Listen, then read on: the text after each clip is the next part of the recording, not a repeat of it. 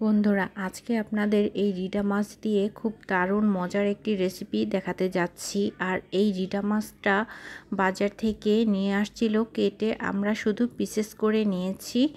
এরপরে লবণ মেখে ভালো করে কুসুম গরম পানি দিয়ে এই মাছগুলি ক্লিন করে এভাবে ঝরা দিয়ে রেখেছি। আর অবশ্যই কুসুম গরম পানি দিয়ে ক্লিন করে নিতে হবে, কারণ এই মাছের মধ্যে অনেকটাই পিছলে ভাব থাকে, তো এই জন্য। আর এখানে আমি পরিমাণ মতো দিয়েছি সরিষার তেল, আর দিয়েছি আদা রসুন হলুদ মরিচ, সেই সাথে দিয়েছি তেজপাতা আর লবণ। তো আমি পরিমাণটা বলবো না, কারণ পরিমাণ আমাদের এখানে অনেকটাই বেশি। তো আপনারা কেউই হয়তো বা এত বেশি রান্না করবেন না, তো এই জন্য আমি বেশি একটা পরিমাণ বলিনি। তবুও একটু বলে দেই, হলুদটা একটু কম দিয়েছি আর মরিচটা একটু বেশিই দেব। আর মাছটা দেওয়ার পর অবশ্যই এইভাবে করে ভালো করে নাড়াচাড়া করে দিতে হবে, কারণ মশলাটার মধ্যে যদি মাছটা ভালো করে না কষিয়ে নেই, খেতে মোটেও ভালো লাগবে না।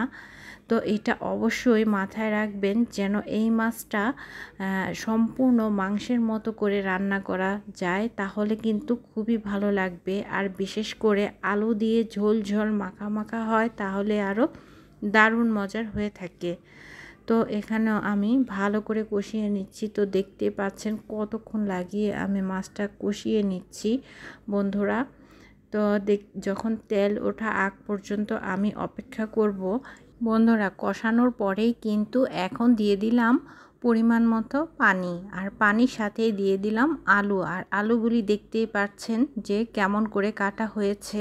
আর এখন কিন্তু আর মোটেও নাড়াচাড়া দেওয়া যাবে না, জাস্ট শুধু ঝুলিয়ে দিব একটু, আর আলুগুলি একটু হালকা নাড়া দিয়ে নিচে দিয়ে দিব, আর ঢাকা দিয়ে এখন আলুগুলি সিদ্ধ হতে দিব।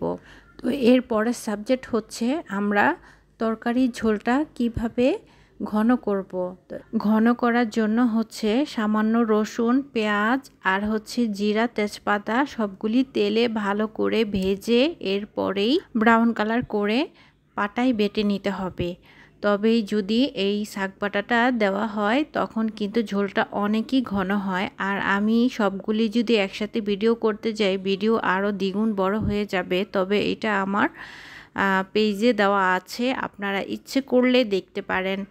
তো এখনও কিন্তু আমি ঝুলিয়ে ঝুলিয়ে দেব, আর ঝোলানো হলেই দিয়ে দিব শাক বাটা। শাক বাটা দেওয়ার পরে আরেকটু ঢেকে এভাবে রান্না করতে হবে। তবে এর ক্ষেত্রে আপনারা জিরা ফাঁকিটাও ইউজ করতে পারেন।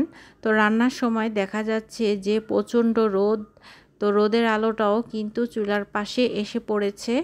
আমার রান্নাটা এখন শেষ পর্যায়ে, তো সামান্য একটু ধনিয়া পাতা দিয়ে নামিয়ে ফেলবো। তো দেখতে পাচ্ছেন কতটা হালকা হালকা ধনিয়া পাতা দেওয়া, এটা দিলে ফ্লেভারটা একটু অন্যরকম আসে। যেহেতু বলেছিলাম যে মাংসের মতো করে রান্না করব, তো এই জন্য আর ধনিয়া পাতা দেব না। তো রান্নাটা শেষ, দেখতে পাচ্ছেন যে ওপরে কতটা তেল উঠেছে।